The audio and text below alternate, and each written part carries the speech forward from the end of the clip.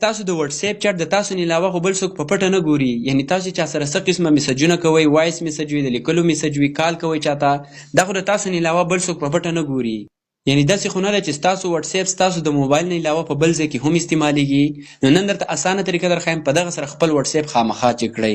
څنګه به کېږي؟ دغه لپاره ویډیو د ځان سره سیو کړئ چې مس ته نه شي. موبایل کې واتس اپ راواړوئ، چې څنګه هم تاسو واتس اپ راواړوئ، په واتس اپ کې تاسو په دې 3 ډاټ کلیک کې ښکته به تاسو یو اپشن شو شي لینک ډیوایسز، تاسو به څه وکړئ؟ په دې به کلیک واخلئ.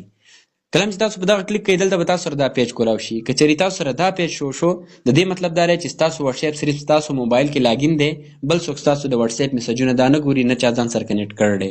که دلته تاسو سره نورې موبایل شوې نو د هغې مطلب به دا وي چې ستاسو واتس اپ ستاسو د دغه موبایل نه علاوه دلته چې کومې موبایل شو کېږي په هغې کې هم لاګین دی، په هغې کې هم استعمالیږي چې ستاسو واتس اپ چاټ هر څه ګوري. نو سمبل بیا په هغه موبایل کلیک کوئ، په 3 ډاټ کلیک کوئ او هغه ځینې ریموو کوئ، نو بس هغه نه به دغه واتس اپ لرې کېږي.